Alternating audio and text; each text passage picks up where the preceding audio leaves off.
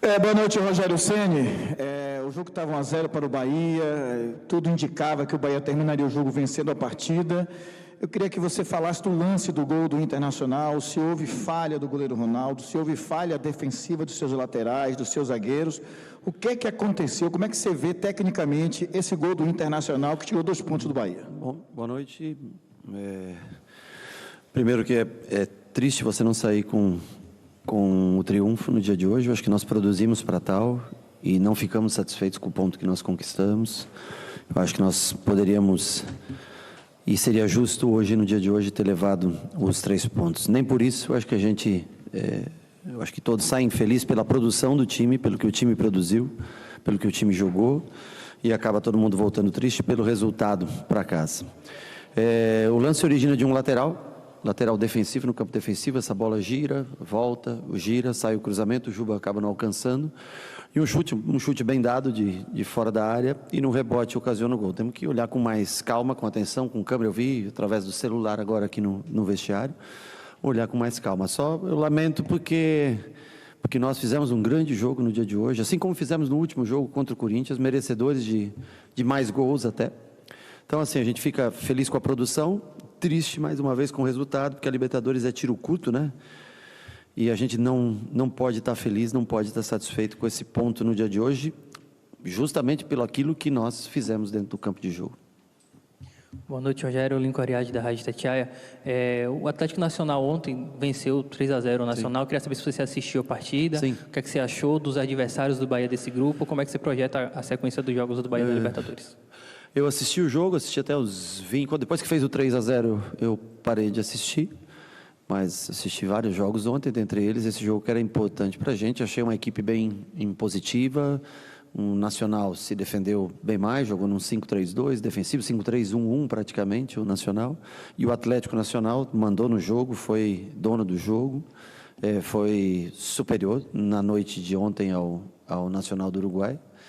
Mas isso, de estádio para estádio, jogar em casa, jogar fora, muda muito em Copa Libertadores. Então, isso não quer dizer que o Nacional não possa fazer grandes jogos dentro da sua casa. No dia de ontem, adotou uma postura mais defensiva. Depois que tomou o gol ainda no segundo tempo, tentou ser um pouco mais ofensivo, abriu um pouco mais de espaço para o Atlético Nacional. Mas time de tradição, jogo no Uruguai, jogo fora de casa em Libertadores é sempre muito truncado, muito difícil. Nós vamos ter que ter muita atenção e provavelmente seja um jogo bem mais difícil. O Nacional produza muito mais dentro de casa do que produziu ontem fora. Boa noite, Rogério. O jogo de hoje teve muita atenção, né, antes da partida começar, pela campanha do Inter, pela primeira vez que o Bahia volta à Libertadores após 36 anos. Só que dentro de campo o Bahia demonstrou até um bom futebol, principalmente no primeiro tempo. Você acha que, apesar do empate e também as declarações do técnico Roger Machado, deu a entender que o Bahia pressionou muito a equipe do Inter? Você acha que, apesar de tudo isso, passa uma boa impressão de que o Bahia vai conseguir realmente passar de fase nessa Libertadores? Mostra que vai dar trabalho nessa competição? Olha, se a gente jogar da maneira como jogou hoje todos os jogos, com certeza nós vamos estar brigando por essa vaga. É que é um grupo pesado, é um grupo difícil, e por isso que os 3 pontos hoje eram fundamentais. Mas eu acho que nós temos que manter esse nível de jogo. Eu acho sim que é muito satisfatório o que nós fizemos hoje, o que nós jogamos hoje, tratando do adversário que nós enfrentávamos. Eu acho que a superioridade, o controle de jogo, o número de finalizações, as oportunidades de gol que se você botar numa balança as duas equipes tiveram, eu acho que nós merecíamos realmente sair vitoriosos no dia de hoje.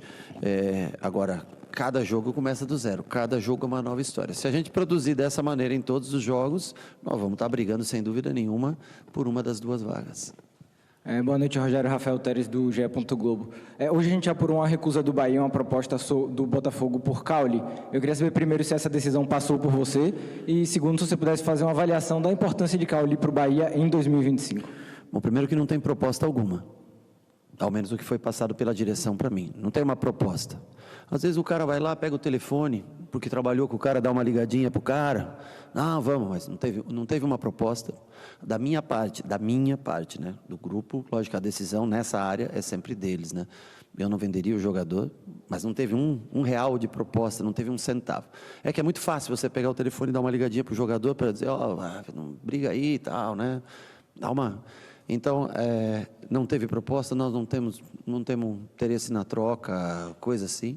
O Cauli é nosso jogador, nós queremos que ele fique, ele é importante para o nosso sistema de jogo, ele é importante em vários jogos para nós. Hoje, foi usado justamente para tentar dar superioridade no meio-campo que o Inter joga nesse 4-1-3-2, baixando hora para o 5-3-2. Então, nós achamos que ter a bola hoje era muito importante e o Cauli é muito útil para a gente.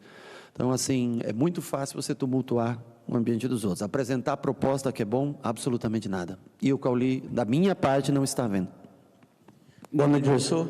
Com relação ao Pulga, você tirou o Pulga no final do jogo ali e colocou o William e José. Por que a escolha pelo William e não manter uma característica de velocidade, um exemplo, um Kaique, já que o Pulga estava ganhando a maioria das jogadas no 1 para 1?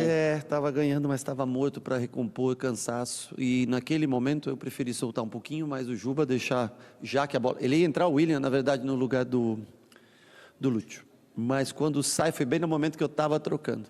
E eu achei que seria melhor ter 2 caras, 3 por dentro, o William podendo flutuar um pouquinho para fazer o quarto homem, Juba passando pelo lado e ter 2 caras de área para chegar, além do cansaço. É aquela função que Ademir e Pulga fazem, é a mais cansativa do nosso jogo.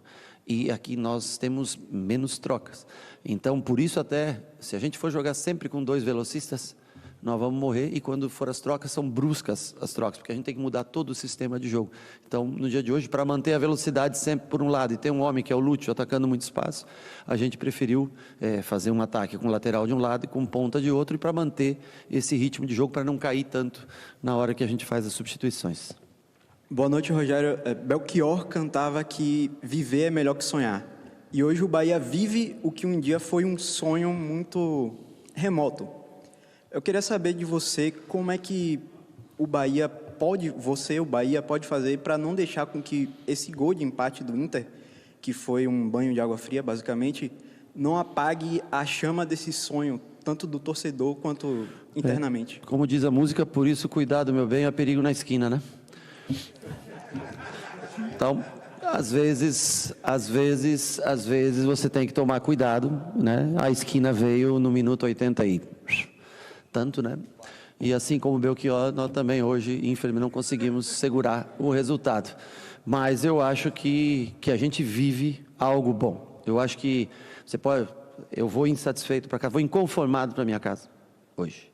Mas eu vou feliz pelos meus jogadores, por aquilo que eles produziram. Eu não posso deixar de me orgulhar deles. O torcedor não pode, como teve até de aplaudi-los, porque eles jogaram com um time que joga a cada 2, 3 anos uma Libertadores. E nós jogamos como se fosse um jogo de campeonato brasileiro, com posse, com controle, aguerrido, com vontade, dividiram todas, levaram vantagem técnica no dia de hoje.